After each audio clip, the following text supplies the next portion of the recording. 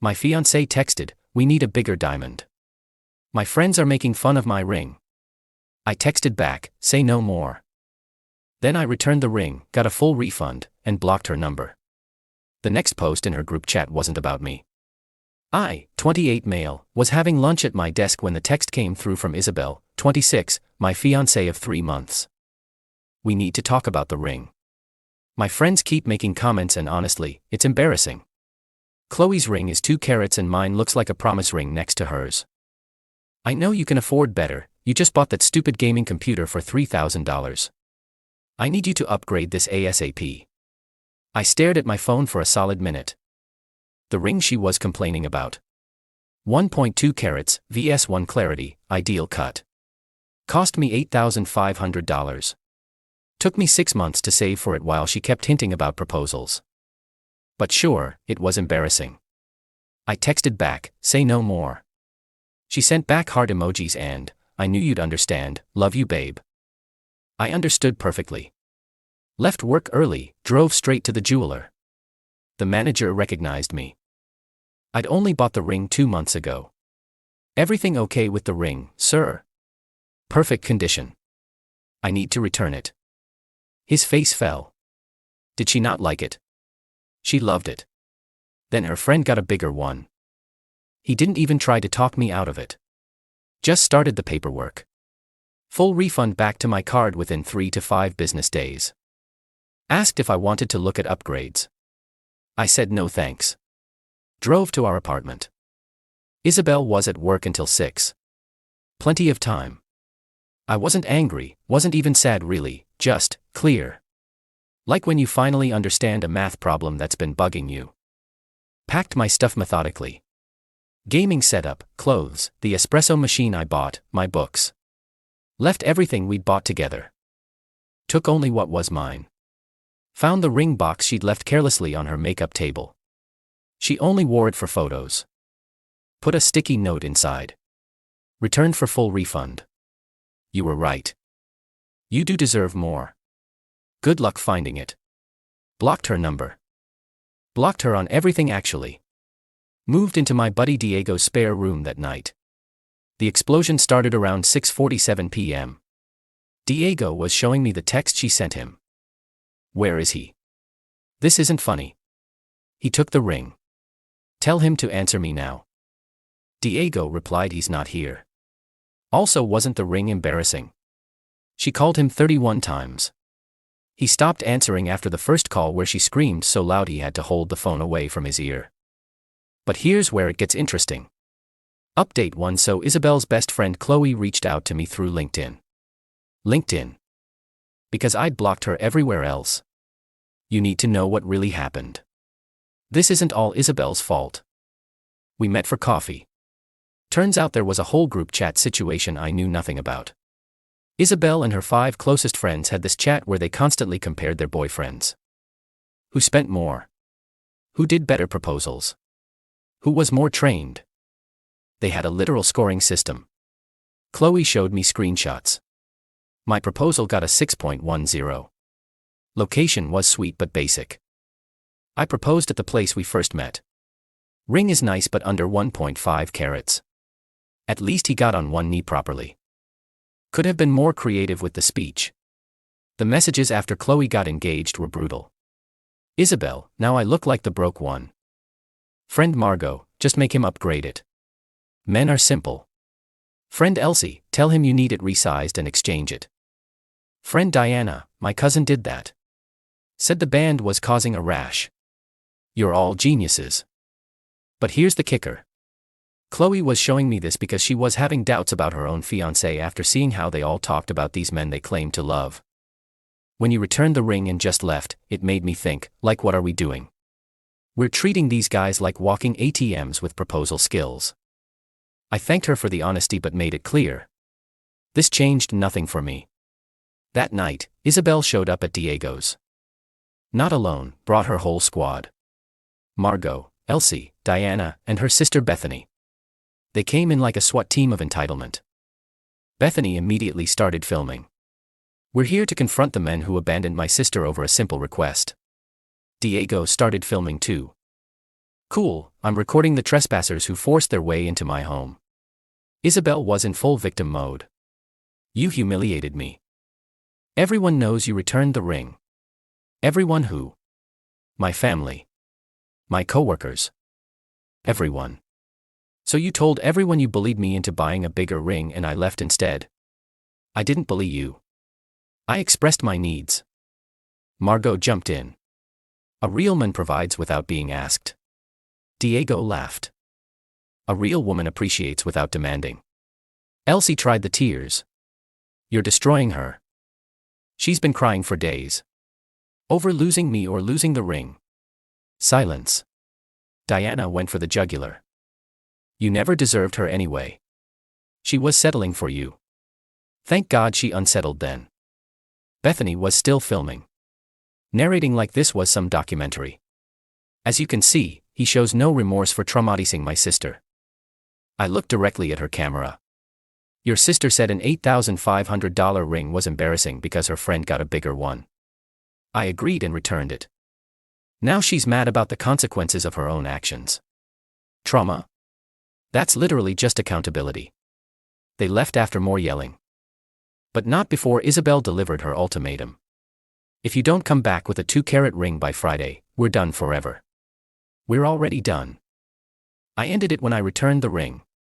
You can't end it. I didn't agree to that. That's not how breakups work.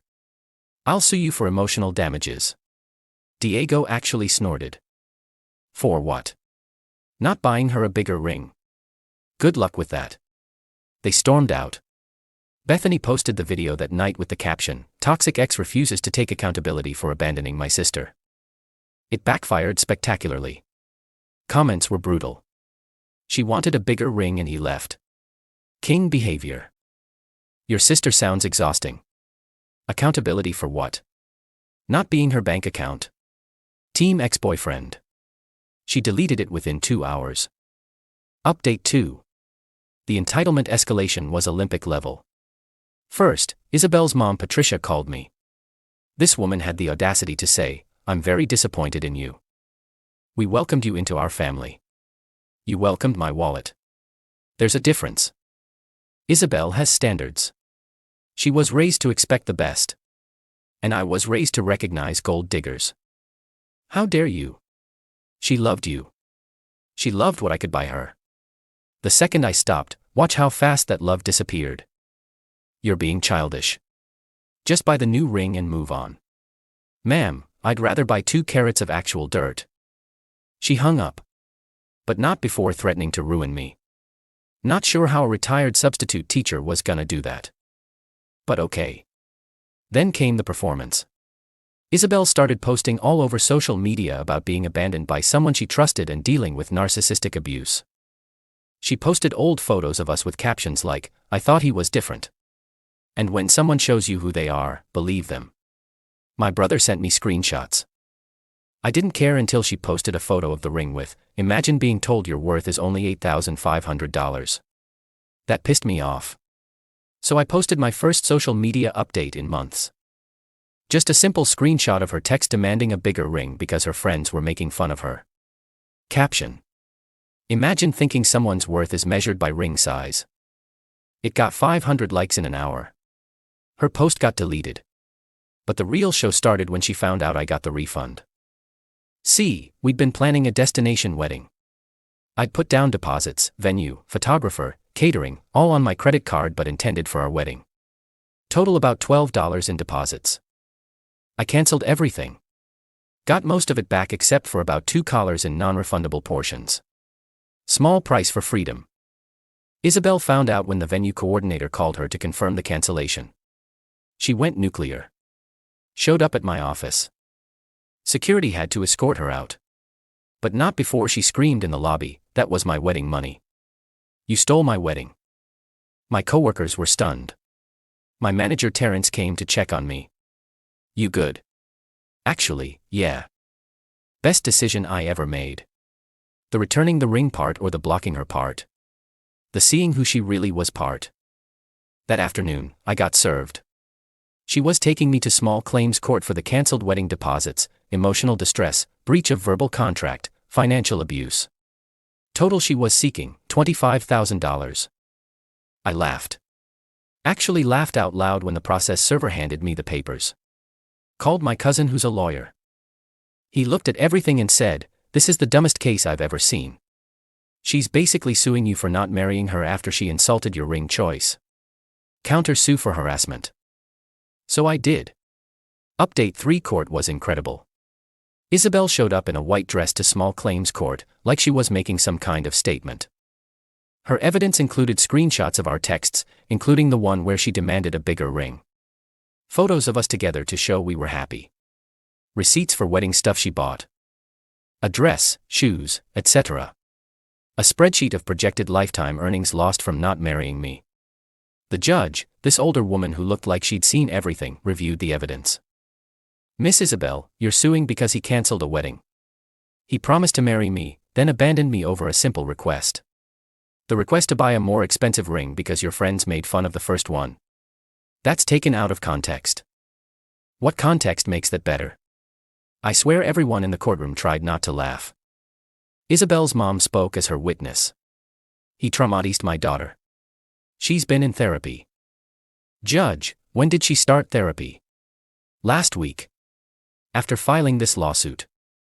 Yes, my evidence was simple. Her text demanding a bigger ring. The receipt for the original ring. The return receipt. Documentation of her harassment. The video her sister posted of them forcing their way into Diego's place. The judge took maybe 10 minutes. "Miss Isabel, you have no case. You cannot sue someone for ending a relationship, even an engagement. You cannot sue for wedding deposits that were paid by him. You cannot claim emotional distress when your own messages show you initiated the conflict. Case dismissed." "But what about my dress? You bought a dress. That's your choice. He didn't force you to buy it. This is sexist. This is consequences." Case dismissed means we're done here. But wait. My counterclaim. The judge reviewed the harassment documentation. The 31 calls to Diego. The scene at my office. The social media posts. The threatening messages from her family. "Mr. OP, I'm granting a restraining order. Miss Isabel and her immediate family must maintain 500 feet distance and cease all contact. Any violation will result in criminal charges." Isabel lost it. "You can't do this. I loved him." Funny way of showing it. We're done here. Outside the courthouse, Patricia tried one more time. "You've ruined her reputation. No one will want to marry her now." That's not true. Someone will marry her. They just won't know what they're getting into until it's too late. Like I almost didn't. Bethany was filming again. This is what happens when weak men can't handle strong women. I looked at the camera. This is what happens when entitled people face consequences. Diego, who'd come for moral support, added, "Also, your sister owes me a new doormat. Her fake designer heels scraped it up." Final update. Life got interesting after court. First, Isabel tried to get around the restraining order by having mutual friends message me. That stopped when I reminded them that coordinating contact for someone with a restraining order is also illegal. Then the group chat imploded. Remember Qley, who showed me everything? She called off her engagement after her fiancé found out about the scoring system. He saw the screenshots during the court case. I'd submitted them as evidence. They became public record. The other girls turned on each other.